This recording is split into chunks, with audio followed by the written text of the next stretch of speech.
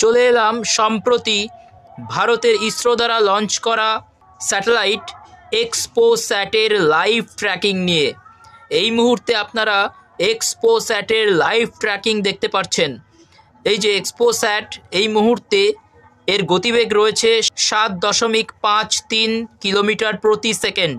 আপনারা দেখতে পাচ্ছেন এই মুহূর্তে কিন্তু আটলান্টিক মহাসাগরের ওপরে রয়েছে এই ভারতীয় স্যাটেলাইট এক্সপোস্যাট, যেটি মহাবিশ্বের ব্ল্যাক হোল তথা নিউট্রন স্টার এবং আরও অনেক মহাজাগতিক ঘটনার রহস্য উন্মোচন করবে।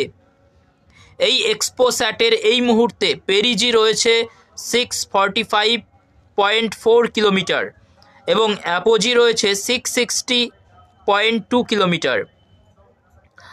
অর্থাৎ পেরিজি হলো এই স্যাটেলাইটটির পৃথিবী থেকে সবচেয়ে কাছের অবস্থান, অর্থাৎ এটি পৃথিবীর সবচেয়ে কাছে 645.4 কিলোমিটারে আসছে এবং দূরে যখন যাচ্ছে এটি সব থেকে দূরে 660.2 কিলোমিটারে চলে যাচ্ছে। এই মুহূর্তে অক্ষাংশ দ্রাঘিমাংশের কথা যদি বলি তাহলে এটি রয়েছে দক্ষিণ গোলার্ধে। এই যে আমরা ইকুয়েটর দেখতে পাচ্ছি, নিরক্ষরেখার কিছুটা দক্ষিণে রয়েছে এবং এটি হচ্ছে 1.72 ডিগ্রি দক্ষিণ অক্ষাংশে রয়েছে এবং অন্যদিকে এটি পশ্চিম দ্রাঘিমাংশে রয়েছে, অর্থাৎ 33.04 পশ্চিম দ্রাঘিমাংশে এটি কিন্তু অবস্থান করছে এই মুহূর্তে। এটি পৃথিবীর ওপরে অক্ষাংশ দ্রাঘিমাংশের ভিত্তিতেই অবস্থানটি। আপনারা জানেন গত 1 জানুয়ারি 2024-এ ভারতের শ্রীহরিকোটা থেকে এই স্যাটেলাইট এক্সপোস্যাটের লঞ্চ হয়েছিল PSLV C58 রকেটে করে। আমরা লাইভ ট্র্যাকিংটাকে একটু জুম করলাম।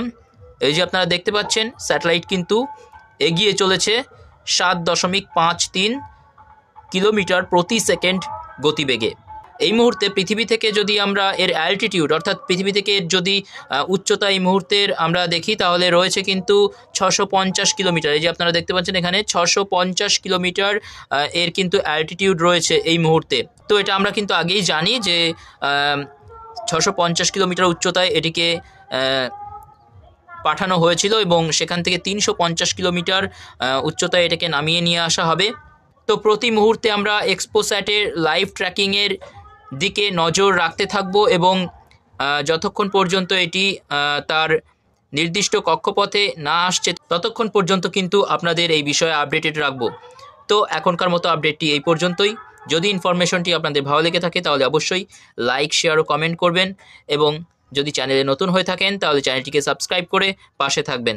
ধন্যবাদ।